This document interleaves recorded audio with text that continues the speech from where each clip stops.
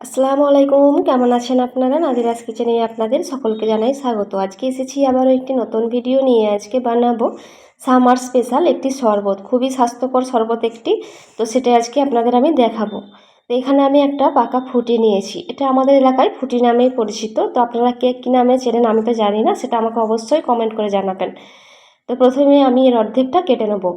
এটি দেখবেন পেকে গেলেই সাইড থেকে এভাবে ফেটে যায়। তো অবশ্যই আমি ফাটা দিকটা আগে ব্যবহার করে নেব, বাকিটা সংরক্ষণ করে রাখবো ফ্রিজে। আমি 2 গ্লাস মতো শরবত বানাবো, তাই আমি 2 গ্লাসের মতোই কেটে নিচ্ছি। আর একটু লাগবে, তো আর একটু কেটে নিচ্ছি।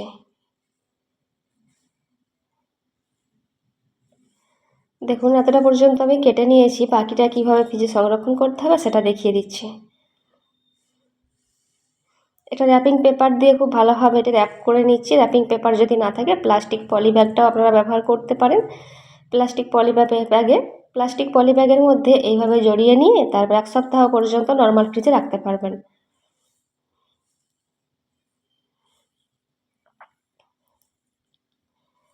দেখুন হয়ে গেছে। এইবার ফুটি থেকে তার বীজগুলিকে আলাদা করে দেবো। চামচ, ছুরি বা হাত দিয়ে আপনারা এই বীজগুলিকে আলাদা করে দিতে পারবেন। দেখুন কিভাবে আলাদা করছি। এইভাবে প্রত্যেকটাকে আলাদা করে দিচ্ছি। সমস্ত বীজগুলিকে আলাদা করে দিয়েছি। এবার ওপর থেকে যে পাতলা খোসাটি রয়েছে সেটিকে ছাড়িয়ে নেব। আপনারা এটিকে অবশ্যই হাত দিয়েও ছাড়াতে পারেন, এভাবে টান দিলেই ছেড়ে চলে আসবে। এছাড়াও আপনারা পিলার দিয়েও এটিকে ছাড়িয়ে নিতে পারবেন। পিলার দিয়ে কীভাবে ছাড়াবেন সেটা দেখিয়ে দিচ্ছি। দেখুন কতটা সহজেই ছেড়ে চলে আসছে। এইভাবে সব খোসাগুলি ছাড়িয়ে নিচ্ছি, তারপর আপনাদের দেখাচ্ছি।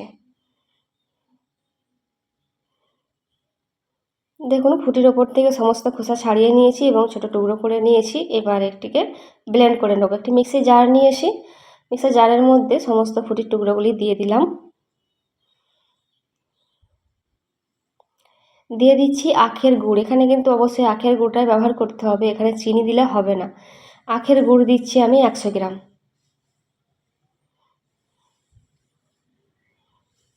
টক দই দিচ্ছি 50 গ্রাম।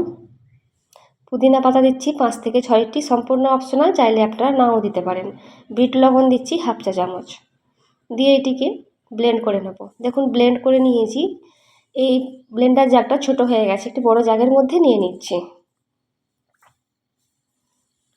বড় জারের মধ্যে নিয়ে নিলাম। পাতিলেবুর রস দিচ্ছি 1 টেবিল চামচ। লবণ একটু কম হয়েছে তাই অল্প একটু লবণ দিয়ে দিচ্ছি, 1/2 চা চামচের একটু কম। আইস কিউব দিচ্ছি 5 থেকে 6টি। দিয়ে এটিকে ব্লেন্ড করে নিচ্ছি। দেখুন ব্লেন্ড করা হয়ে গেছে। এবার 2টি গ্লাস নিয়েছি, গ্লাসের ওপর থেকে লঙ্কার গুঁড়ো আর লবণ মিশিয়ে একটু ডেকোরেশন করে দিয়েছি। কয়েকটা আইস কিউব দিয়ে দিচ্ছি, দিয়ে ঠান্ডা ঠান্ডা সার্ভ করছি। দেখুন কতটা সুন্দর হয়েছে দেখতে, খেতে হয় অনেকটা মজার। ওপর থেকে একটু ডেকোরেশন করে দিচ্ছি। ডেকোরেশনটা কিন্তু সম্পূর্ণ অপশনাল, চাইলে আপনারা নাও করতে পারেন। ওপর থেকে কিছুটা পুদিনা পাতাকে ছোটো করে কেটে দিয়ে দিলাম। চাট মশলা দিয়ে দিলাম ওপর থেকে অল্প একটু করে। পাতিলেবু স্লাইস একটি করে সাইড থেকে দিয়ে দিচ্ছি।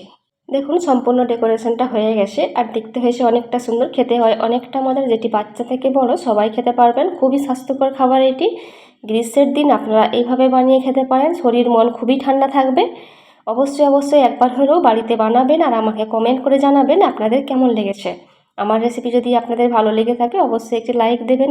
আরও নিত্য নতুন ভিডিও পেতে আমার চ্যানেলটি সাবস্ক্রাইব করে পাশে থাকার অনুরোধ রইল। সম্ভব হলে আত্মীয় পরিজনদের মধ্যে আমার ভিডিওটি শেয়ার করতে পারেন। ভিডিও সংক্রান্ত কিছু জানার থাকলে আমাকে কমেন্ট করবেন, আমি অবশ্যই কমেন্টে রিপ্লাই করব। অবশ্যই আমার ভিডিওগুলি দেখবেন। ভালো থাকবেন সবাই, আমাদের দোয়া করবেন। খোদা হাফেজ।